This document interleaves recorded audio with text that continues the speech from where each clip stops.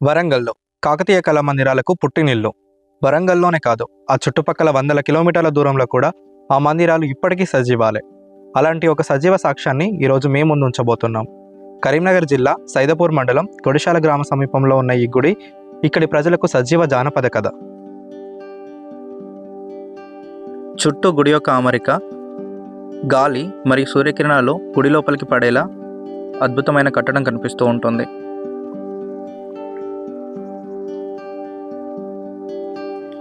ఇక్కడ ఒక్కో శిల్పం ఒక్కో అద్భుతం.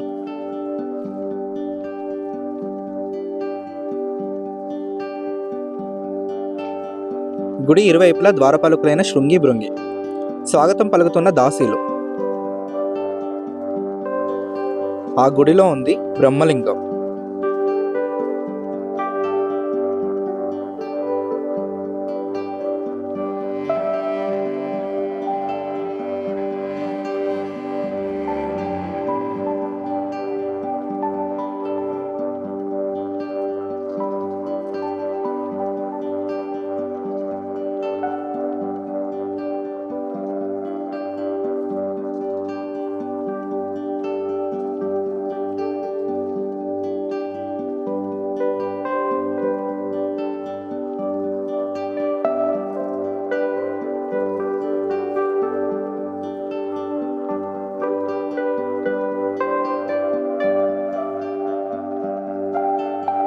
దాని ముందున్న గది మాత్రము గాలి వెలుతురు లోపలికి పోయేటట్టు ఒక కిటికీ లాంటి అమరిక ఉంది.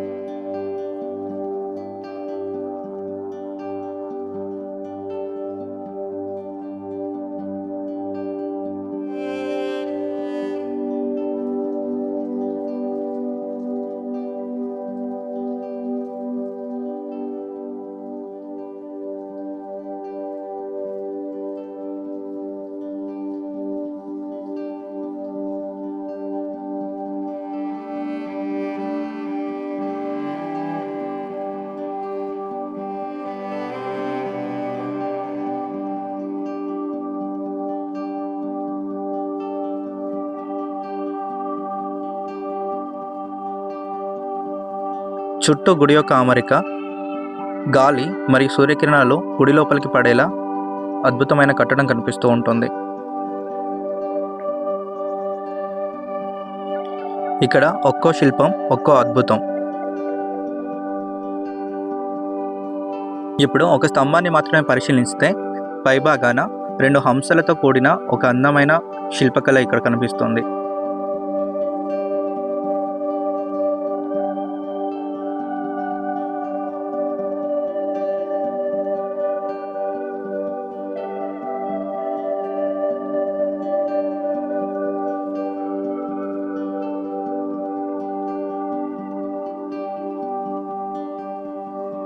కింది భాగాన పూసలు గుచ్చినట్టుగా ఒక అందమైన గొలుసు లాంటి ఆకృతి కనిపిస్తుంది.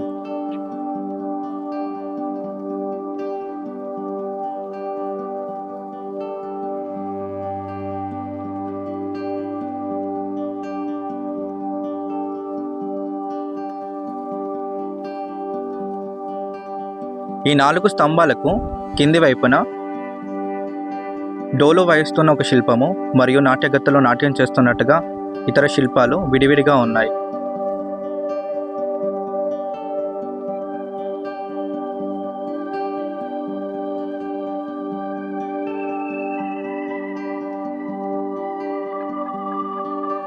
పైన కనిపిస్తున్న ఈ బండరాల అమరిక నవగ్రహాలకు ప్రతీకలాగా ఉంటుందంట. లెక్క పెట్టుకుంటే 9 గ్రహాలు, మధ్యలో ఉన్నది సూర్యుడిలా కనిపిస్తుంది.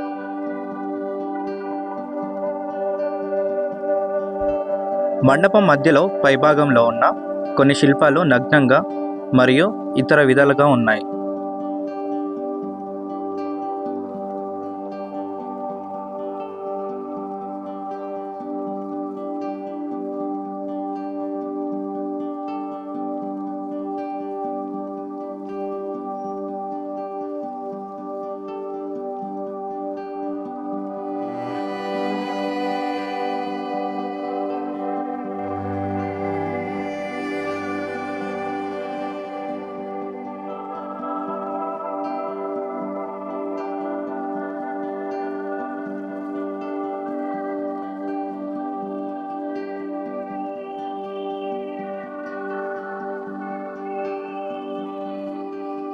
బయట కనిపిస్తున్న అద్భుతమైన శిల్పం నంది. తలపై అల్లికలతో అందమైన తాడు, వాటికి మువ్వలతో ముడులున్నాయి. నందిపై అందమైన అల్లికలు రకరకాలుగా ఉంటాయి. గొలుసులతో చేసిన అల్లిక, గజ్జలతో అమర్చిన తాడు, ముత్యంతో అల్లిన గొలుసులు, మెడలో గజ్జల నగలు, అంతా అద్భుతమైన శిల్పకళ. కాళ్ళకి గజ్జల దండిక.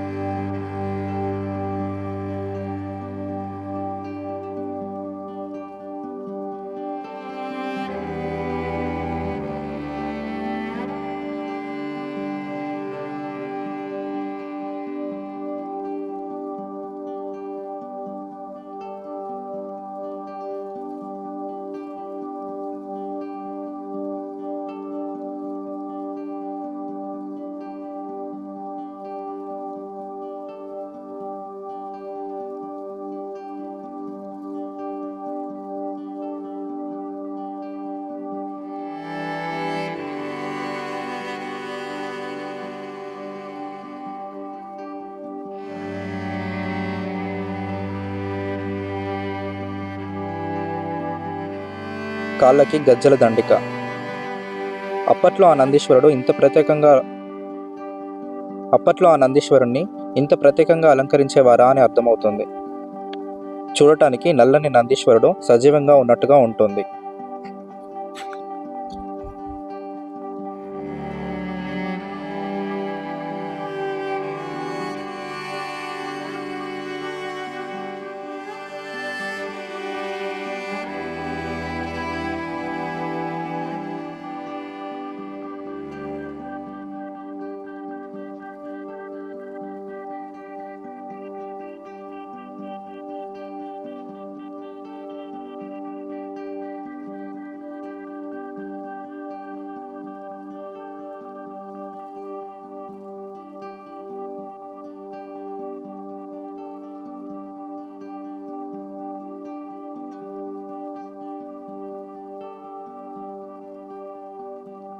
ఆ జానపద కథలు చెప్పినట్టుగా ఆ శివుడికి కోపం వచ్చి రుద్రుడిగా మారిన కాలభైరవ రూపంగా ఉంటుంది ఇక్కడ.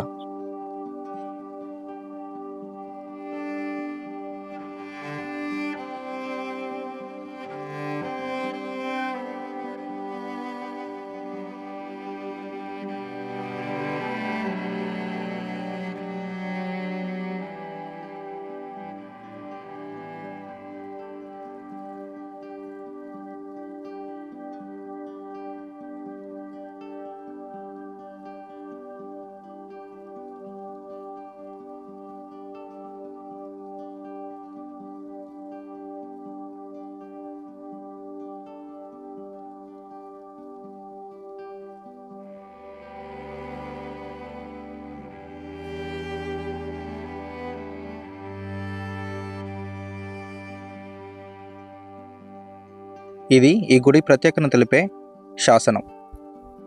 ఈ గుడి యొక్క చరిత్ర కూడా ఈ శాసనంలోనే లిఖించబడి ఉంది.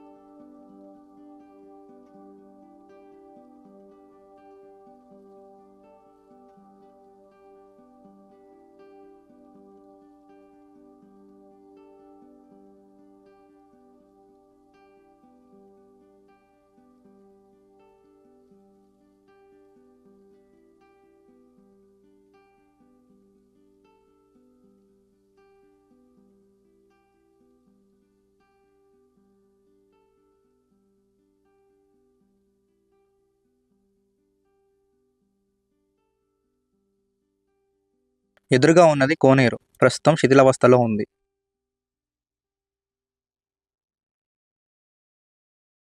చుట్టూ శిథిలావస్థలో ఉన్న మరెన్నో శిల్పాలు.